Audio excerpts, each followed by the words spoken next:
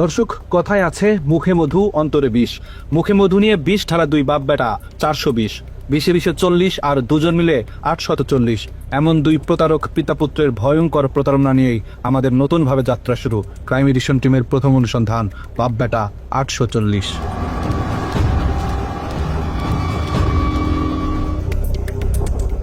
বাপ নাকি বেটা, কাকে দিয়ে করব শুরু, পরে বলবো কারটা। এমন সিদ্ধান্ত নিতেই আমাদেরকে সিদ্ধান্তহীনতায় থাকতে হয়েছে কিছুটা সময়। তারপরেও শুরু তো করতেই হবে। ওস্তাদের মায়ের যেহেতু শেষ রাতে, তাই পিতার কাছে যাওয়ার আগে পুত্রের অপকর্মের সূত্র ধরেই শুরু করতে চাই। মনে করে যে ফ্যামিলি নিয়ে বেরোলাম, তো চলো আমরা একটু কক্সবাজার কোথাও যাই।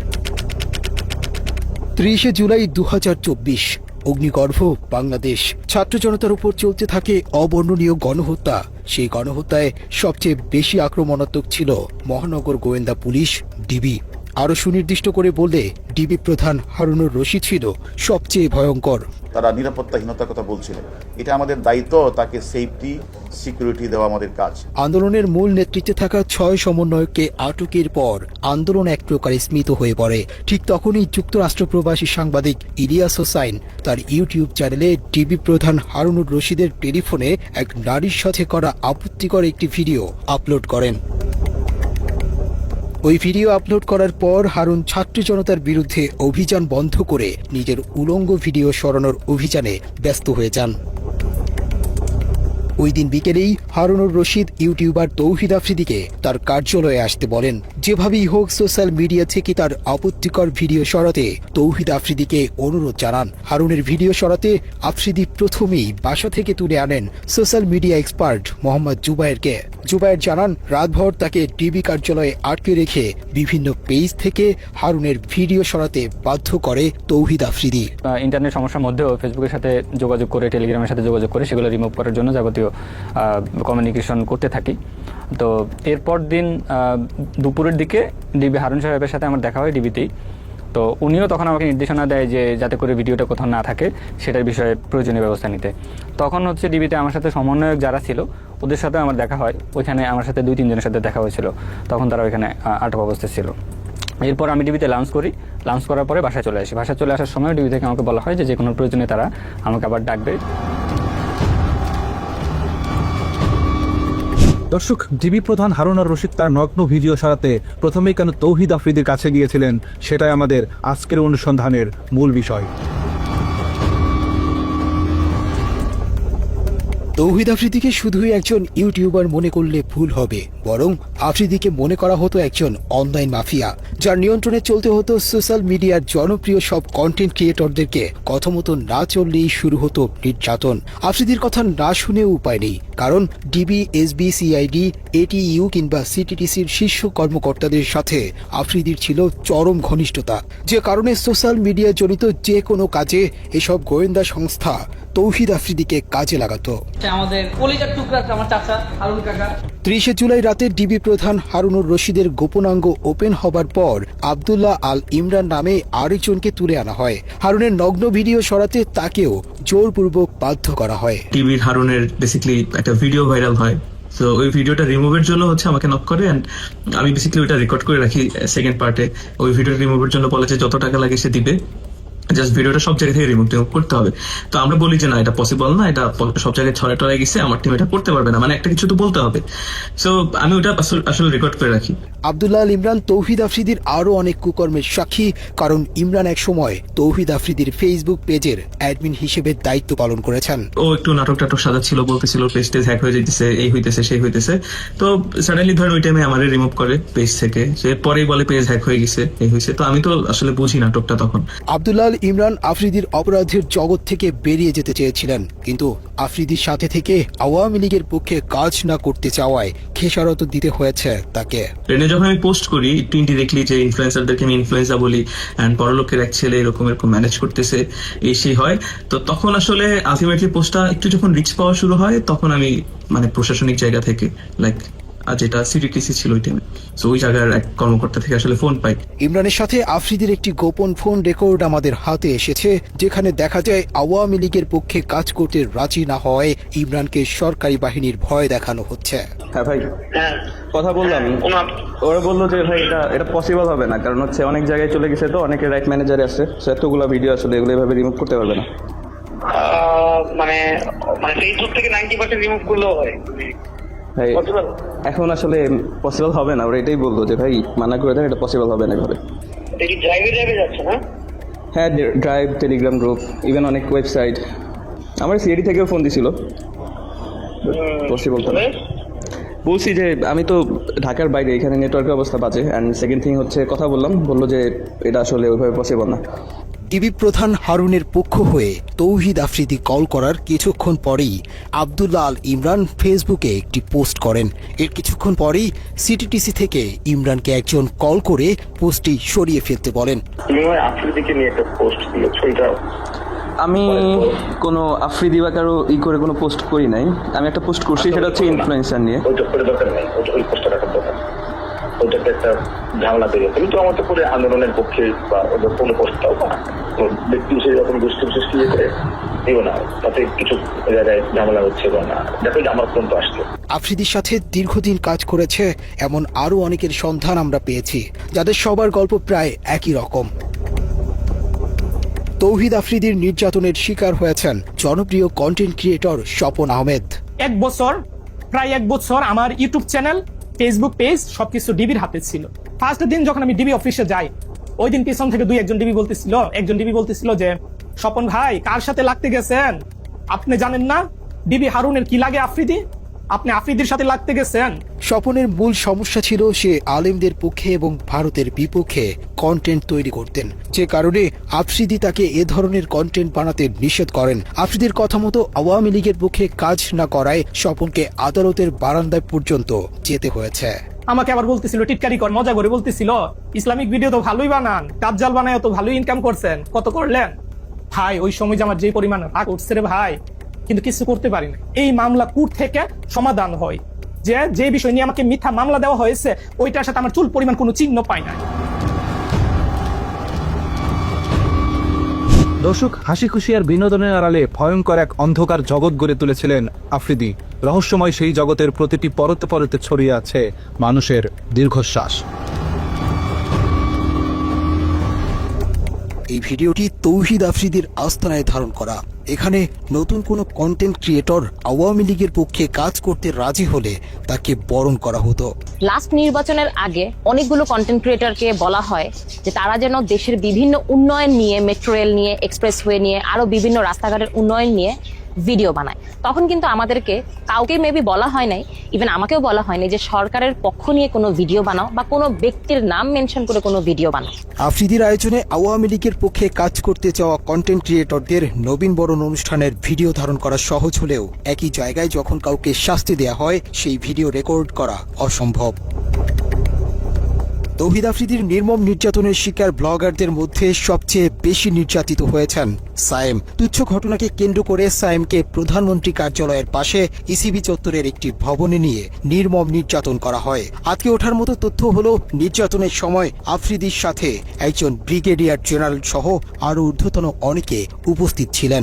এখানে পায়ের উপর পা তুলে বসে হচ্ছে একটা বেনসন সিগারেট চাইলো, সিগারেট ধরায়া বলতেছে ভাই এবার বিচার করেন। তো ওইখানে ব্রিগেডিয়ার জেনারেল কবির থেকে স্টার্ট করে কয়েকজন ছিলেন এবং ওখানে বলতেছিলেন যে বাকি এটা হচ্ছে ইসিবি চত্বরের ওয়াসি টাওয়ার। মানে বেধড়ক মারধর স্টার্ট করে আফ্রিদি নিজে। ও এক হাতে সিগারেট খাইতে থাকে আর এক হাতে আমাকে ঠাস ঠাস করে প্রায় মানে আমি তো গুনতে পারি নাই, কারণ আমি তো অনেক মারধরের শিকার হয়েছি। প্রায় 30 থেকে 35টা থাপ্পড়ও আমাকে মারে খুব জোরে জোরে।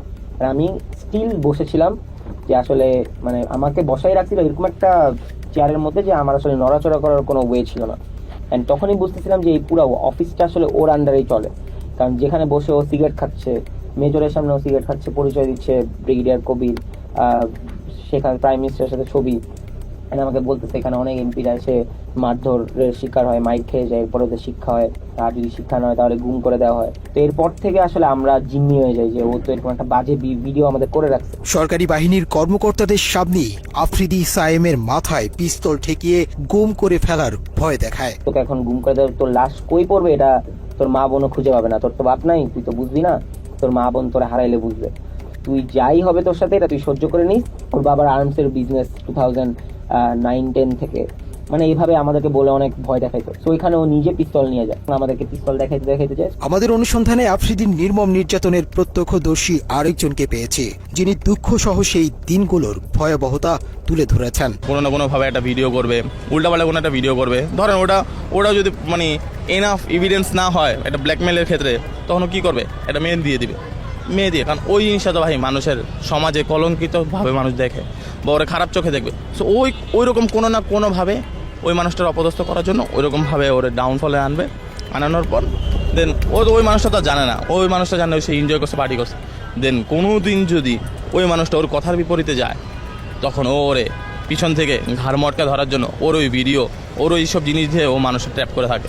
জুলাই আন্দোলনেও আফ্রিদি দেশের জনপ্রিয় সব কন্টেন্ট ক্রিয়েটরদেরকে হুমকি দিয়ে সরকারের পক্ষে কাজে লাগানোর সব রকমের অপচেষ্টা চালিয়েছেন। ও সব ইনফ্লুয়েন্সারদের লিড দেওয়ার চেষ্টা করছে কেমনে, গভর্নমেন্টের পক্ষে ভিডিও বানাতে হবে, গভর্নমেন্টের পক্ষে ভিডিও বানাইলে তোমাদের মানে ফিউচার ব্যাকআপ আমরা দিব, এইভাবে ও মানুষ সব মানে ম্যাক্সিমাম ক্রিয়েটররে ওইভাবে মানে টাকার লোভ দিছে। যারা টাকার লোভে গেছে ভিডিও করছে তারা অনেকভাবে অপদস্থ হয়েছে। আফ্রিদির বিরুদ্ধে বেশ কয়েকজন ভুক্তভোগী নারীকে বিয়ের প্রলোভন দেখিয়ে শারীরিক সম্পর্ক করার অভিযোগ পাওয়া গিয়েছে। তাদের মধ্যে একজন এই নারী। আমি সোশ্যাল মিডিয়াতে বিভিন্ন রকমের কন্টেন্ট বানিয়ে থাকি। নাম প্রকাশে অনিচ্ছুক ওই নারীর অভিযোগ, দীর্ঘদিন তার সাথে শারীরিক সম্পর্কের পর হঠাৎ করেই আফ্রিদি তাকে ছুঁড়ে ফেলে। তো ওই ব্যক্তিদের সাথে আমার একটা বন্ধুর মাধ্যমে যোগাযোগ হয়। তো ও আমাকে বিভিন্ন রকমের সহায়তার হেল্পেরই দেখায়, যে আমাকে আশ্বাস দেয় যে আমাকে কন্টেন্ট ক্রিয়েট করতেও আমাকে হেল্প করবে। এভাবে করে আমাদের কথা চলতে থাকতো, এক সময় মানে সম্পর্কের দিকে এগিয়ে যায়।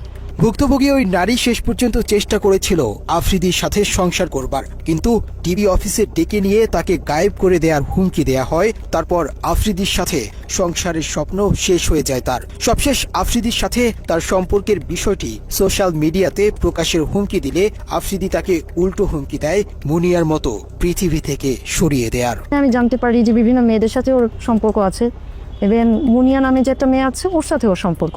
তো আমি এটা জেনে ওর সাথে আমি একটু রাগারাগি করি, কারণ এটা স্বাভাবিক, আমার একটু খারাপ লাগতেই পারে, আমি যেহেতু ওকে ভালোবেসে ফেলেছি। তো ওকে আমি বলার পরেও আমার সাথে খুব বাজেভাবে রিয়াক্ট নেয়, বলে যে একসময় এরকম বলে যে মুনিয়ার যেরকম অবস্থা হয়েছে আমারও ঠিক সেরকম অবস্থা হবে, মানে ইনডিরেক্টলি ও আমাকে ভোটটার হুমকি দেয়। ওই নারীর অভিযোগের সূত্র ধরে আমরা বেশ কিছু ফোন রেকর্ড হাতে পাই, যেখানে মুনিয়ার বাসায় আফ্রিদির যাওয়া আসা এবং বিভিন্ন সময় ঘনিষ্ঠতার প্রমাণ মেলে। মুনিয়ার সাথে আফ্রিদির ঘনিষ্ঠতা এবং আরেক প্রেমিকার বক্তব্য মেলালে মুনিয়ার হত্যার রহস্য অন্যদিকে মোড় নিতে পারে। কি জানি মাত্র বললাম, এটা রিপিট করো। বলছে রসকস থাকবে না, মানে তুমি টাইম দিবা না, এটা তো আছেই। ও রসকস থাকবে না বিয়ের পর, বিয়ের আগেই রসকস থাকবে, বিয়ের পর তো আরো দূরে। ঠিক আছে, উনি কিভাবে বললো? ওনাকে কি তোমার উপরে কিচ্ছু? হ্যালো, হ্যাঁ কোথায় তুমি? হ্যালো, হ্যাঁ কই, কি করো? এই যে আমি রাত্রেবেলার মধ্যে আসতেছি। ও কোথায় আসবা? তোমার ঠিক করবো রাতে। আচ্ছা ঠিক আছে, ফোন দিও, আগে জানাও। হ্যাঁ কোথায় তুমি? অফিস কাজে। অফিসে গাড়ি চালাও? না অফিস। আচ্ছা তো এখন কি করবো বলো একটু। কি করবো মানে বুঝিনি। মানে আজকে দেখা করবেন আমার সাথে একটু? আচ্ছা না, আমি মানে মাত্র ইন্টারকন্টিনেন্টাল থেকে বেরোচ্ছি। হ্যাঁ আমার কথা হচ্ছে আমি আসতে পারবো, কোনো সমস্যা নেই, কিন্তু আমি তো একটু ড্রাঙ্ক। চল হবে না, সমস্যা কি? আচ্ছা ওই কথা বলতে পারো না, ওই তো বাইকাবা। হ্যাঁ বুঝি নাই, বাইকাবা গাদা। কেন গাদা? কেন তুমি এত ন্যাচারাল ভাবে কথা বলতে পারতা? হ্যাঁ আমি ন্যাচারালি কথা বলি। হ্যাঁ কি করো? আচ্ছা যাক একটু 1%। হ্যাঁ এটা আমি একটু জানা। আর আমি এত দুষ্ট কেন তুমি? এসব ছাড়াও ডিবি হারুনের ক্ষমতায় আরেকজনের গার্লফ্রেন্ডকে বাগিয়ে নিয়ে বিয়ে করেছেন আফ্রিদি। শামসুল আরেফিন নামের একজনের সাথে আফ্রিদির বর্তমান বউ রিসার ছিল প্রেমের সম্পর্ক। পরে আরেফিনকে নানাভাবে হুমকি দিয়ে হারুনের দাপটে রিসাকে বিয়ে করে আফ্রিদি। রিসার সাথে আমার সম্পর্ক হয়, আমার থেকে বেশি সেই আমাকে বেশি ভালোবাসতো। হঠাৎ করে আমার একদিন রাতের বেলা, রাত 12টা 12:30টার দিকে ফোন আসে। তো ফোন এসে বলে যে আমি ডিবি কার্যালয় থেকে বলছি, আপনি বলে কোন মেয়েকে ডিস্টার্ব করেন। তা আমার ধারণা হলো আমি তো কোনো মেয়েকে ডিস্টার্ব করি না, কারণ আমার সাথে অলরেডি রিসার একটা ভালো সম্পর্ক, সামনে বিয়ে হবে। তো ডিস্টার্ব যদি নেক্সট টাইম করি তারা বলে আমাকে ডিবি কার্যালয়ে নিয়ে যাবে। বলতে বাধ্য হলাম যে একটা সুন্দর সম্পর্ক, সে আওয়ামী লীগের পাওয়ারে, ডিবি হারুনের পাওয়ারে এবং তার প্রশাসন দিয়ে আমাকে হ্যাস্ত করার চেষ্টা করছে। কিন্তু আমি তো একটা সাধারণ মানুষ, তাই আমি এই জিনিসগুলা নিয়ে কোনো আর আগাই নাই। ইভেন আমি এটাও শুনছি যে তৌহিদ আফ্রিদির সাথে যখন রিলেশনশিপ হয়, তারপরে মুনিয়ার সাথে, বসুন্ধরার যে মুনিয়ার সাথে তৌহিদ আফ্রিদির একটা রেকর্ড ফাঁস হয়েছিল। তো ওই সময় রিসার সাথে ওর সম্পর্ক নষ্ট হয়ে গেছিল। রিসাকে ও বিয়ে করার কারণ হলো একটা ট্র্যাপে পড়ে গেছে রিসা, কারণ তৌহিদ আফ্রিদির চরিত্র তো ওরকম ভালো ছিল না। তো একটা ট্র্যাপে পড়ে গেছে, তার মধ্যে শেখ হাসিনা পালাইছে, শেখ হাসিনা সরকার চলে গেছে, আওয়ামী লীগ চলে গেছে। তো ওই পারপাসে ও রিসাকে বিয়ে করছে। আফ্রিদির বিরুদ্ধে এখন পর্যন্ত মোট 2টি মামলার তথ্য পাওয়া গেছে। এসব মামলার মধ্যে যাত্রাবাড়ী থানার CR 565/24 নম্বর মামলার অভিযোগে বলা হয়েছে জুলাই আন্দোলনে আসাদুল হক বাবু নামের এক বিক্ষোভকারীকে সরাসরি হত্যার পরিকল্পনা ও বাস্তবায়নে কাজ করেছে তৌহিদ আফ্রিদি।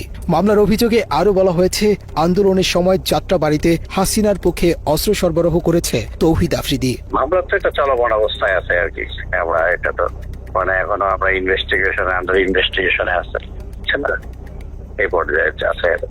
একই সাথে বাড্ডা থানায় আফ্রিদির নামে আরও একটি হত্যা চেষ্টা মামলা রয়েছে। মামলার বাদী জুলাই আন্দোলনে আহত মোহাম্মদ দুর্জয় আহমেদ আফ্রিদিকে 46 নম্বর আসামি করে এজাহারে উল্লেখ করেন 2024 সালের 20 জুলাই মধ্য বাড্ডা ইউলুপ এর নিচে অবৈধ অস্ত্র দিয়ে আন্দোলনকারীদের ওপর এলোপাথারি গুলি চালায় আফ্রিদি, যার একটি গুলি লাগে জুলাই যোদ্ধা দুর্জয়ের বাম চোখে। প্রিয় দর্শক, অনুসন্ধানের শুরুতেই আমরা বলেছি ক্রাইম এডিশনের আজকের পর্বের নাম বাব্বেটা 840। আমরা এতক্ষণ অর্ধেক নিয়ে আলোচনা করেছি, কিন্তু আমাদের অনুসন্ধানে উঠে আসা অপরাধনামার অর্ধেকখানি করিয়াছে পুত্র, অর্ধেক তার বাপ। নাসির উদ্দিন সাথী জন্মদাতা কিনা সেটা বলা মুশকিল, তবে খাতা কলমে তৌহিদ আফ্রিদির বাবা। খাতা কলমে কেন সেই আলাপে যাওয়াটা ঠিক হবে না, তার চেয়ে নাসির উদ্দিন আমল নামাতেই থামা যাক। নাসির উদ্দিন সাথী এবং তৌহিদ আফ্রিদির প্রতারণার হাতে খড়ি পারিবারিকভাবেই হয়েছে। একসময় নুন আনতে পান্তা ফুরানো সাথীর অর্থবিত্তের পুরোটাই জোর জবরদস্তি আর 2 নম্বরই করে কামানো। কাঁথা বালিশ মাথায় নিয়ে লঞ্চে চড়ে ঢাকায় আসার আগে জমি দখলের কৌশলটা সাথী বরিশাল থেকেই অনুশীলন করে এসেছেন। নাসির উদ্দিন সাথীর উত্থানের একমাত্র সিঁড়ি মাই টিভি, কিন্তু সেই মাই টিভি দখলের ভয়ঙ্কর গল্প শুনলে আটকে উঠবেন। নাসির উদ্দিন সাথী নিজেকে মাই টিভির চেয়ারম্যান দাবি করলেও তিনি ছিলেন মাই টিভির একজন কর্মচারী মাত্র।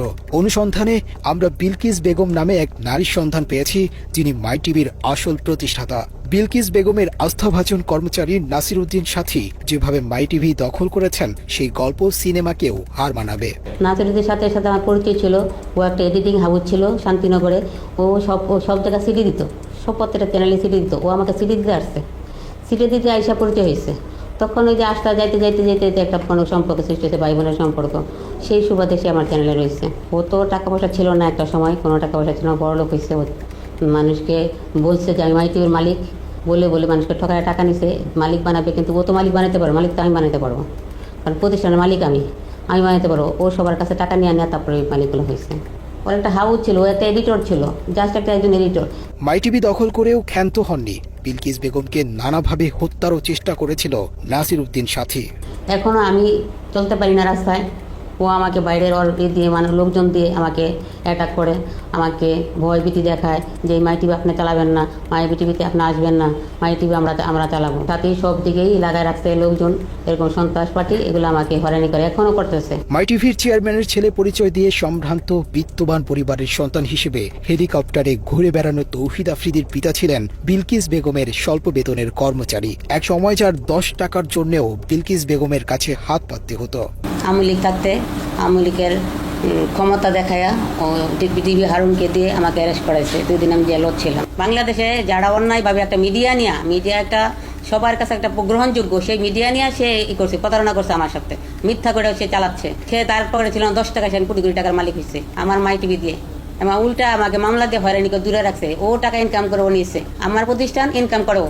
পকেটে 10 টাকা না থাকার সাথী আজ হাজার কোটি টাকার মালিক। প্রতারণার মাধ্যমে দখল করা এক মাই টিভির উপর ভর করে সাথীর পরিবারের সবার ঘরে লাল নীল বাতি জ্বলছে আর অন্ধকার হয়েছে অনেকের ঘর। এলাকায় বিভিন্ন মানুষের বাড়িঘর দখল করে মাই টিভির সাইনবোর্ড ঝুলিয়ে দিয়েছে নাসির উদ্দিন সাথী। আমার এই নকিলাবাজের জায়গা ক্ষমতার বলি ভুয়া কাগজপত্র দিয়া আর আমার এই 1 বছর কিনতে যাইছে অমুক সমুক আমি ইত্যাদি আমার কেনা জায়গা আমি সব করে রায় পাইছি, রসগোলে হাইকোর্ট সুপ্রিম কোর্ট, কিন্তু ক্ষমতার রায় পাই। বিলকিস বেগমের কাছ থেকে দখল করা মাই টিভির বর্তমান যে ভবনটি রয়েছে সেটিও দখল করা। ভুক্তভোগী ব্যক্তি আইনজীবী হবার পরেও সাথে সাথে পেরে ওঠেননি, কারণ টাকা আর সন্ত্রাসী বাহিনীর দাপটে দিব্যি জবরদখল করে রেখেছেন ভবনটি। 2012 সালের শেষ দিকে আইসা, নভেম্বর ডিসেম্বর মাসের দিকে আইসা এই নাসিরউদ্দিন সাথী মাই টিভি লোকজন নিয়ে আসে আমাদেরকে এইখানে বলে যে এটা তার জায়গা, এই জায়গা তার, সেই জায়গা ইয়ে করছে, পাওয়ার অফ অ্যাটর্নি করছে, এই জায়গায় মালিক সে, এইসব করতেছে। হ্যাঁ, তো আমরা তো এইসব বুঝি নাই। আসলে এর আগে সে ঘটনা যা ঘটেছে এটা হলো গিয়া যে ওই 2012 সালের নভেম্বর মাসে 6 তারিখ সে ওই 521-22 দাগে ওইখানে সে জায়গাটা দখল করতে গেছিল, দখল করতে পারে নাই। হ্যাঁ, দখল করতে পারে, পরে সে একটা পাওয়ার অফ অ্যাটর্নি করছে, ওরা রামপুরা থানায় একটা মামলা করে করছে, জিডি করছে ওই মুজিবুর রহমানের বিরুদ্ধে আর কি, জিডি করে। এরপরে এসে সে পরবর্তী মাসে এসে আমাদের বাড়ির জায়গাটা দখল করছে। প্রশাসনের নাকের ডগায় এরকম একটি ভবন দখল করে টিভি স্টেশন দিয়ে বসলেও কেন সরকারের কোনো ভ্রুক্ষেপ নেই তা নিয়েও রয়েছে অনেক প্রশ্ন। আইন বহির্ভূতভাবে ওনার দুর্বলতার সুযোগই হোক আর পারিপার্শ্বিক বেআইনি ক্ষমতা ইউজ করেই হোক, ওনাকে তা ওনার প্রকৃত প্রতিষ্ঠান থেকে দূরে সরিয়ে রাখা হয়েছে।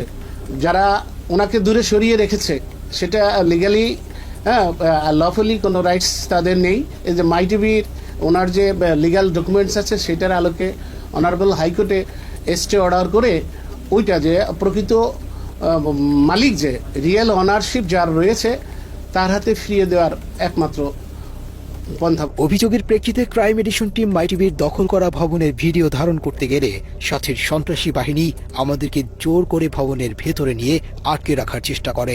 নর্মালি আপনি কোনো লোগো বা ছবি, বিল্ডিংয়ের ছবি তুলতে আদৌ কোনো আইনগত কোনো বাধা নেই। এটা বিল্ডিংয়ের বাইরে থেকে ছবি আমি রাস্তা থেকে তুলব, বা আমি এটা শুধুমাত্র একটা সংবাদ শিরোনাম বা যে কোনো কারণ হোক আমি এটা তুলব, সে জায়গায় এটা বাধা দেওয়ার আসলে আইনগত বিধান তাদেরও নাই। যদি না তাদের কোনো নিষেধাজ্ঞা, কোনো সাইনবোর্ড অথবা কোনো নিষেধাজ্ঞার কোনো রুলস দৃশ্যমান না থাকে, কোথাও থাকতে হবে যে এটা এই ছবি তোলা যাবে না, এটা রেস্ট্রিক্টেড এরিয়া, এটা তোলা যাবে না এবং এই ছবি পাবলিশ করা যাবে না, থাকতে হবে। যদি না থাকে তাহলে বাধা দেওয়ার কোনো সুযোগ নাই। যদিও পরিচয় জানার পর ভোল পাল্টে ফেলে মাই টিভি কর্তৃপক্ষ। কি হয়েছে ভাই, আপনি আমাদের লোকজনদের নিয়ে আটকায় রাখছেন, ঘটনা কি ভাই? ভাই প্রথম কথা হচ্ছে আপনি না এই মাঝখানে এরা যে আসছে এগুলো জানি না। ও আমার এলাকার ছোট ভাই হয়, নিজে আমি হঠাৎ করে শুনলাম যে ফুটেজ নিচ্ছে, তারপরে আমি বললো যে একজন ফোন করে বললো, মানে আমি মানে একদম কি বলে কোর্ট আপলোড বলি, মানে আমার জায়গা থেকে আমি অ্যাসাইনমেন্ট করতেছিলাম কালকে, তো ওর নাম বললো তোমার একদম কি জানো যে মুনতাসির একজনের ফুটেজ নিচ্ছে, আপনার কথা বললো যে আপনি আপনাকে নাকি চেনে। তারপরে ভাই ওর সাথে তো কথা হয়েছে, ওই বললাম আছে থাকলে চা খাওয়ার বলতে চা খেয়ে যেতে বলছে। দর্শকদের ওখানে গেলে চা খাওয়াইতে ভিতরে নিয়ে যাইতো, 3-4 ঘন্টা আটকায় রাখতো, এগুলি ভাই আমরা জানি। কিন্তু কথা হলো মাই টিভির কাছে আমরা এটা মানে আশা তো করি না, এটা মাই টিভির দিয়ে সম্ভব না। দর্শক, মাই টিভির চেয়ারম্যান নাসিরউদ্দিন সাথী অন্যায়ভাবে দখল করা ভবনের মতো সারা দেশে সম্পদের পাহাড় গড়েছেন। যেই সম্পদ অর্জনে আলাদিনের চেরাগের মতো পাশে ছিল লিটন আর মুজিব নামে সোনার ডিম পাড়া 2 হাঁস। মাই টিভিকে ভাঙিয়ে নাসিরউদ্দিন সবচেয়ে বড় আয়ের উৎস মুখোশ নামে ক্রাইম প্রোগ্রাম। ক্রাইম অনুসন্ধানের নামে প্রাতিষ্ঠানিকভাবে চাঁদাবাজি শুরু করে মুখোশের উপস্থাপক এসকে লিটন। মাই টিভির আয়োজন আপনাদের প্রিয় অনুষ্ঠান মুখোশ, আর আপনাদের সঙ্গে থাকছি আমি এসকে লিটন। হাস্যকর উপস্থাপনার ভাষ্যকার লিটনের যোগ্যতা বলতে চাঁদাবাজি ছাড়া আর কিছুই নেই। 9 পাস হয়েও ভাগ্নের সার্টিফিকেট জমা দিয়ে চাকরি নেন মাই টিভিতে। নিজের নামের সাথে ভাগ্নের নাম কৌশলে জুড়ে দিয়ে হয়ে যান এসকে লিটন। একসময় ঢাকা শহরে ফুটপাতে জুতা বিক্রি করা লিটনের নামের পরিবর্তনের পাশাপাশি ভাগ্যেরও পরিবর্তন ঘটে। রাতারাতি ভাঙা ঘরের জায়গায় ওঠে বড় দালান। এলাকার মানুষের কাছে লিটন হয়ে ওঠেন এক বিস্ময় বালক। তার কিছুই ছিল না, এই সাংবাদিকতা করে ক্রাইম রিপোর্ট ক্রাইম লোকজনকে ফাঁসিয়ে ব্ল্যাকমেলিং করেই নাকি সে এই প্রপার্টি করেছে। তা নাহলে এই প্রপার্টি তো হবার কথা না, কারণ তার বাবার কোনো প্রপার্টি ছিল না। এসকে লিটন আওয়ামী লীগ আমলে আওয়ামী লীগের ক্ষমতা কাজে লাগায় সে হাজার হাজার কোটি টাকার মালিক হয়েছে। এসকে লিটন 15 থেকে 20 বছর আগে সে হচ্ছে গিয়ে তার বাসায় ভাত হইতো না, তার বাপ ভ্যান চালাতো। উপরতলায় এসে দোতলায় বসে থাকে, তার ম্যানেজার দিয়ে কথা বলাই, আলম আছে, তার ছোট ভাই বকুল আছে, তারা বিভিন্ন হুমকি ধামকি দেয়, বলে তোকে গোডাউনে এটকে রেখে দেবো, তো কোন বাপ আছে দেখে আন, তো কিডা আছে যা পারিস তাই করে নে। নিজের নামের পাশাপাশি মাইটিভির মালিকের নামেও করতে থাকেন একের পর এক সম্পদের পাহাড়। চুয়াডাঙ্গার জীবননগরে লিটনের রয়েছে জীবননগর বাঁকা ব্রিকফিল্ড এলাকায় 15 বিঘার বেশি জমির উপর নির্মিত সাথী অটো রাইস মিল, যার নির্মাণ ব্যয় অন্তত 150 কোটি টাকা। এই মিলের ভেতরেই রয়েছে 100 গরু ধারণ ক্ষমতার একটি খামার। এছাড়া জীবননগর পৌরসভায় 3 স্টার হোটেল, কোটি কোটি টাকা মূল্যের জমি, বাড়ি রয়েছে একাধিক। এসবের বাইরে সাথীর দাপটে এলাকায় নামে বেনামে ডুপ্লেক্স বাড়িসহ অঢেল সম্পত্তি গড়ে তুলেছেন লিটন। যেখানে যায় সেখানে শুনে লিটন বিশাল বড় সাংবাদিক। সে তো হাই স্কুলে গন্ডি পার করেন, সে তো সোর্স ছিল। শুনছি ছাগল মাগল চুরি করতো। তার হচ্ছে যে পেরাতলা যে বট গাছ আছে, যে আকাশের মাদারের বট গাছে, তাকে বেঁধে বিচার করা হয়েছিল। একটা মুরুক্ষ একটা ছাগল চোর মানুষ আওয়ামী লীগের সময় নাকি বিশাল বড় সাংবাদিক। পরস্পর আমাদের অত্যাচারের উপর অত্যাচার, আর গরম পানির জন্য আর আমাদের এই মাঠটা বিচ্ছিন্ন হয়ে যাচ্ছে। গত বছর 3 বিঘে ধান পুরা পচে গিয়েছে, এই জন্য তাকে বলা হয়, কিন্তু মিলের কাছে গেলে তারা হুমকি দেয় এবং মারতে যায়। একটা ক্রাইম রিপোর্টার কি করে দিনের পর দিন ক্রাইম করে চলেছে, কয়েক হাজার পরিবারকে সাফারার করে তুলেছে এবং পরিবেশ নষ্ট করছে। তো সে তো অন্যেরটা নষ্ট করে এটা করতে পারে না, এটা আইনত সিদ্ধ না, আইনসিদ্ধ না। আর পরিবেশ নষ্ট করার রাইট তার নেই। পরিবেশ কেন নষ্ট করবে? ইউনিয়ন কাউন্সিলের চেয়ার রাস্তা কেন সে দখল করবে? এগুলো কোনোটাই তার রাইট নেই। মৃত মানুষের টাকা আত্মসাতের বদনামও আছে লিটনের বিরুদ্ধে। 2015 সালে নিজ বাড়িতে খুন হন চুয়াডাঙ্গার স্থানীয় সাংবাদিক আবু সায়েম। ওই সাংবাদিকের 20 লাখ টাকা আত্মসাতের অভিযোগ রয়েছে লিটনের নামে। তো টাকা যে এসকে লিটন আত্মসাৎ করেছে সেটা আমরা পরে বুঝতে পারলাম, কারণ আমার চাচা মারা যাওয়ার পরবর্তীতে উনি আর একবারের জন্য আমাদের ফ্যামিলির সাথে যোগাযোগ করেনি। হতদরিদ্র পিতার অশিক্ষিত সন্তান হয়ে এত সম্পদের মালিকানার উৎস কি জানতে টিম ক্রাইম এডিশন এসকে লিটনের সাথে যোগাযোগ করলে তিনি বিষয়টি নিয়ে কোনো জবাবদিহিতা করতে রাজি হননি। আপনি যদি বলতেন যে মানে এই প্রপার্টির উৎসটা কি আসলে? কিসের উৎস? উৎসটা মানে আপনি কি বলতে চান? উৎস এটা কেমন প্রশ্ন? উৎস কি? এসকে লিটনকে নিয়ে নাসির উদ্দিনের চাঁদাবাজির ব্যবসা ভালোই চলছিল, কিন্তু পারিবারিকভাবে সম্পর্ক খারাপ হওয়ায় এসকে লিটনকে মাই টিভি থেকে বের করে দেন সাথী। তারপর থেকে এসকে লিটনের চাঁদাবাজির দোকানের চাবি তুলে দেয়া হয় আরেক চাঁদাবাজের হাতে। সুটকেস নিয়ে বিমান থেকে নামা ব্যক্তির নাম মুজিবুর রহমান। কদিন আগেও যার স্যান্ডেল কেনার পয়সা ছিল না, তিনি এখন হেলিকপ্টার বিমান ছাড়া চলেনি না। ওই তো আগে মানে আপনার ওই যে প্রথম ফ্লেক্সের দোকান ছিল। গ্রামের বাড়িতে বিশাল এক রাজপ্রাসাদ গড়ে তুলেছেন। কে বলবে এই তো কদিন আগেই ফ্লেক্সিলোটের দোকানে কাজ করত এই মুজিব। চাঁদা তুলে আনা টাকায় এলাকায় নাকি মানুষকে দান খয়রাত করে থাকেন, কিন্তু এত টাকার উৎস কি?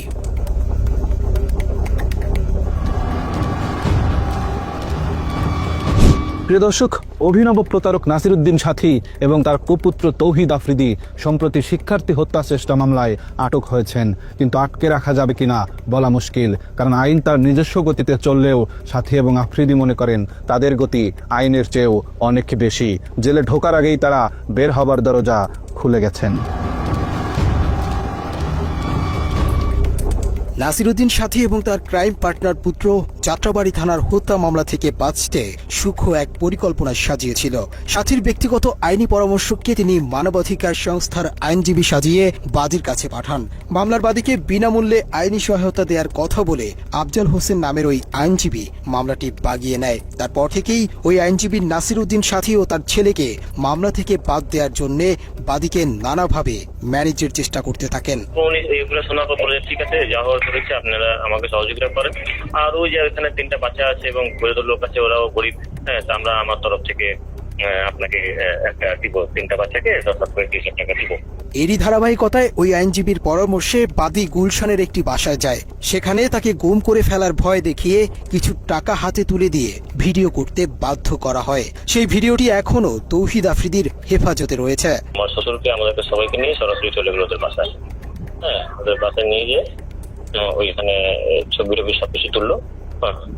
তুলে তারপর আমাদেরকে ওইখান থেকে বিদায় ছবি তুললেন এবং সাথে নিজে ভিডিও করতেছে এবং আমার শ্বশুরকে আমরা তো বলেছিলাম উনি যারা ছিল আমার শ্বশুর দ্বারা জিজ্ঞেস করতেছে যে আপনাদেরকে আমরা কোনো জোর করে কোনো কিছু করেছি, আমরা আপনার কোনো প্রেসার ক্রিয়েট করেছি আপনাকে, নাকি আপনি স্বেচ্ছায় আমাদেরকে দিয়েছেন? আমার শ্বশুর কি বলবো, উনি বললেন না আমি তো স্বেচ্ছায় দিয়েছি। হ্যাঁ, আমরা আপনাকে কোনো অত্যাচার করছি না, কি আপনাকে প্রেসার দিয়েছি, এই ধরনের আর কি কথাবার্তা বলে আচ্ছা ঠিক আছে। গুলশানের ঘটনার পর ওই আইনজীবীর আসল পরিচয় জানতে পেরে বাদী তার মামলাটি অন্য আইনজীবীকে দিতে চাইলেও সে এনওসি দিতে গড়িমসি করে। আমরা জানতে পারি যে আমাদের পক্ষের উকিল নাকি আসামি পক্ষে হয়ে কাজ করতেছে। পরে তখন আমরা যখন বলি তো ওনাকে, তখন ওনার সাথে আমাদের অনেক তর্কাতর্কি হয়। এক পর্যায়ে আমরা বলি যে আমরা আপনার কাছে মামলাটা রাখবো না, আপনার কাছে মামলাটা রাখা মানে আমাদের মামলাটা নষ্ট হয়ে যাওয়া। তখন আমরা যখন মামলা এনওসি চাই তখন আমাদেরকে সে এনওসি দিতে না করে, যে এনওসি সে দিবে না।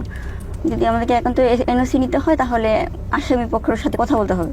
এমনকি বাদীপক্ষ আফজালের কাছ থেকে এনওসি নিতে গেলে তিনি বলেন মাই টিভি থেকে এনওসি আনতে। ওনারা মনে হয় আপনার কাছ থেকে এনওসিটা চেয়েছিল আর কি।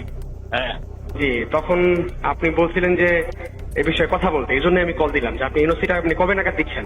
এটা ব্যাপার হলো কি, আমার সাথে কথা বলে আসলে খুব বেশি একটা সুবিধা হবে না, কারণ হচ্ছে এটা ডিল করে হচ্ছে মজিবের সাথে একটু কথা বলেন, সেটা বেটার হবে।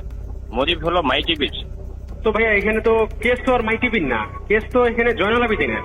আমার মাই টিভি এখানে আসামি না এখানে। কয়েক দফা এনওসি দেওয়ার কথা বলেও প্রতারক আইনজীবী আফজাল বাদীপক্ষকে সেটি দেয়নি এখন পর্যন্ত। আইন অনুযায়ী ধরেন বাদীপক্ষ এখন আপনাকে চাচ্ছে না আপনার কাছ থেকে, মামলাটা অন্য একজন আইনজীবীকে দিবে। সেক্ষেত্রে এই এনওসিটা নেওয়ার ক্ষেত্রে মানে কোনো প্রতিবন্ধকতা আছে নাকি? এটা কি মানে জটিলতা আছে কোনো? না জটিলতা নাই। যদি না চাই সেই ক্ষেত্রে অন্য যে কেউ ওকে দিয়ে পড়াইতে পারবো, কোনো সমস্যা নেই। এখন আপনি ওদেরকে বললে চায় কোনো সমস্যা নেই। সেই ক্ষেত্রে আপনার কালকে ফোন কন্ট্যাক্ট করুক। আর আপনার ধরেন শুক্র শনি তো অফ থাকে, রবিবারে অ্যাভেলেবেল থাকবো আর কি কোর্টে। ওই যে আপনি বলছিলেন আর কি, ওই যে এনওসি নেওয়ার জন্য কবে আসতে বলবো আপনাকে কল দিতে, আর কি এই জন্যই কল দিলাম আর কি। ও আচ্ছা, এটা হচ্ছে আপনি এটা ডেট কবে? 12 তারিখে না? 12 তারিখে আসেন, 12 তারিখে 12টার মধ্যে আসবেন দুপুরে। তবে মামলার এনওসি চাওয়ার তথ্য প্রমাণ থাকলেও আফজাল হোসেন বলেন তার থেকে কোনো ছাড়পত্র চাওয়াই হয়নি কখনো। বাদীপক্ষ আমার কাছে সরাসরি ছাড়পত্র বলতে এনওসি আর কি, নো অবজেকশন সার্টিফিকেট, এটা চাই নাই। ইতিমধ্যে তার অন্য আইনজীবীর কাছে ছিল, তার কাছ থেকে এনে আমাকে এনওসি দিয়ে দিয়েছে। এখন আমি কন্টিনিউ করছি আপনার ডিসেম্বর থেকে এই পর্যন্ত।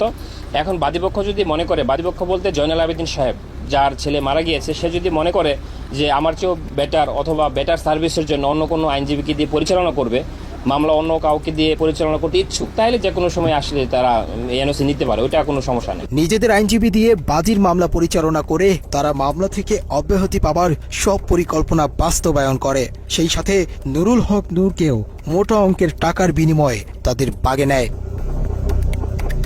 অনুসন্ধানে আমরা রাহি নামের আরেকজন জনপ্রিয় কন্টেন্ট ক্রিয়েটরের সাক্ষাৎকার নিয়েছি, যাকে গত 3 মাস আগেও ডেকে নিয়ে নির্যাতন করা হয়। রাহিকে জুলাই আন্দোলনে হাসিনার পক্ষে কাজ করাতে 3 লাখ টাকা অফার করেছিল আফ্রিদি, কিন্তু রাহি তার কথা না শুনে ছাত্রদের পক্ষে অংশ নেয়। জুলাই আন্দোলনে অবাধ্য হবার কারণেই রাহিকে ডেকে নিয়ে আবারও নির্যাতন করা হয়। আপনি যে ফোন দিয়ে কয় ওই যে সরকারের যে ইয়েগুলা ভাঙচুর কইছে, মেট্রো রেল এগুলা নিয়ে একটা ভিডিও বানাইতে হইব, এ কথা বলে আমারে বলতে যে তোলাই ভাইয়া কিছু টাকা পাঠাইতেছি, তো হেতু যেটা বলে আমরা তো ভয় পাই। আমি কিন্তু হেরে বাঘের মতো ডরাই, আমি না, আমাদের টিমের সবাই তারা বাঘের মতো ডরায়, কারণ মানে সে অন্যরকম মানুষ ভাই। সে ক্যামেরার ভিতরে একরকম, কিন্তু ক্যামেরার বাইরে খুব ডেঞ্জারাস একটা লোক। তারা কিন্তু সবাই ভয় পায়। ইউটিউব ইন্ডাস্ট্রিতে একটা টাইমে তার সবাই বাঘের মতো ভয় পাইতো, সবাই তার অফিসে ডাকাইতেছে। যারা আমরা টিমের যারা মানে ছাত্র আন্দোলনের সময় তার বিপক্ষে চলে গেছিলাম, তার বেল্টের বাড়ি আমার তো বেশি কেউ খায়নি, তো বেল্ট খুইলা আমার কুত্তার মতো পিড়াইতো। এই সময় তাকে ভিডিও কলে একজনের সাথে কথা বলিয়ে দেয়া হয়, যাকে বাংলাদেশের ভবিষ্যৎ প্রধানমন্ত্রী হিসেবে তার সাথে কথা বলানো হয়। 2-3 মাস পরে হয়তো বা তার মাথাটা আবার ঢুকছে যে রাই কি কারো লগা আবার কিছু কইয়া লাইনি, হ্যাঁ রাইরে আবার একটু দমক দিতে হইব। কেমনে বড় একটা নেতার সামনে হয়তো ফোন টোন দিলে আমি একটু ডরাই যাই। আমি তো ডরাইলে আসলে আমি কিন্তু ভয় পাই। তো হঠাৎ একদিন রাইতে আমি নোয়াখালী 10:30 11টার দিকে হঠাৎ একটা ভিডিও কল, তো ওই দাফে দিয়ে এই তো আবার তলপেটে কামড় দিয়েছে আল্লাহ, এতদিন পর হঠাৎ কল দিয়ে আবার কি জানি কি কয়, হঠাৎ ফোন দিয়ে কয় শুন তোর লগে একজনের সাথে একটু কথা বলাই দিব বুঝছস রাহি। পরে আমি কই জি ভাইয়া কোনো সমস্যা নেই বলেন। পরের দিন দেখলাম হঠাৎ করে বিপিনুর ভাইয়ের সাথে আমার কথা বলাই দিছে ভিডিও কলে। আমার কইতেছে একজনের সাথে তোর কথা বলাই দিব, সে কিন্তু নেক্সট বাংলাদেশের অনেক বড় মাপের একজন কেউ হবে, প্রধানমন্ত্রী বা মানে ভালো একটা পদে যাবে। তো পরে দি আফ্রিদি ভাইকে বুঝছসই তো তোর ভাইয়ের অবস্থানটা। আমি কি জি ভাইয়া বুঝছি। পরে কথা সাবধানে থাকিস ঠিক আছে। আমি কি জি ভাইয়া ঠিক আছে। শুধু বুঝাইছে যে তার লগে বিশাল বড় বড় হাত আছে, এই জন্য সে দেশে খুব রিল্যাক্স আছে, মানে বুঝাইছে এটা। তৌহিদ আফ্রিদি 5 আগস্টের পর দেশ ছেড়ে পালিয়েছিল। এরপর আসামি হয়েও আইনজীবী দিয়ে বাদীর মামলা পরিচালনা করা এবং নুরুল হক নূরকে নিজেদের পকেটে নেয়ার পরেই আফ্রিদি সাহস করে আবারও দেশে ফেরেন। 5 আগস্টের পরে 2 মাস 3 মাসে আসে নাই, তখন আলহামদুলিল্লাহ বলছিলাম যে আল্লাহ সে না আসুক, সে তার মতো থাকুক, আমরা আমাদের মতো থাকি। আমরা তার কাছে যাইতাম চাই না, সেও আমার কাছে না আসুক। যে মানুষ 5 আগস্টের পরে আইসা দেশে স্টে করছে, সুন্দরভাবে থাকছে, আল্লাহ তো আপনার সুযোগ দিছে, কিন্তু না আপনার ভিতরে তো ওই মনুষ্যত্ব না। আপনি শুধু রিভেঞ্জ রিভেঞ্জ রিভেঞ্জ রিভেঞ্জ, কারে কারে ধরবেন, কারে কারে মারবেন, কারে কারে কি করবেন, আপনার মনের মধ্যে শুধু এইসব হারামি। আল্লাহ কি আমরা ছাড় দিব? এসব কারণে তো আল্লাহ মানে ছাড়েন। এভাবেই বাপ বেটা মিলে তিলে তিলে গড়ে তুলেছেন অপরাধের এক ভয়ঙ্কর সাম্রাজ্য। আমরা বৈষম্যহীন স্বাধীন এই দেশে এরকম অপরাধীদের দৃষ্টান্তমূলক শাস্তি দেখতে চাই। বাবা টেলিভিশনকে কাজে লাগিয়ে আর কোন পুত্র যেন তৌহিদ আফ্রিদির মতো ভয়ঙ্কর অপরাধী হয়ে উঠতে না পারে। দর্শক, আজ এ পর্যন্তই। আবারও দেখা হবে ক্রাইম এডিশনের নতুন কোনো পর্ব নিয়ে। বাংলা এডিশনের সাথেই থাকুন। অন্ধকারে আলো খুঁজতে আমরাও আছি আপনাদেরই সাথে। ভালো থাকবেন সবসময়। আল্লাহ হাফেজ।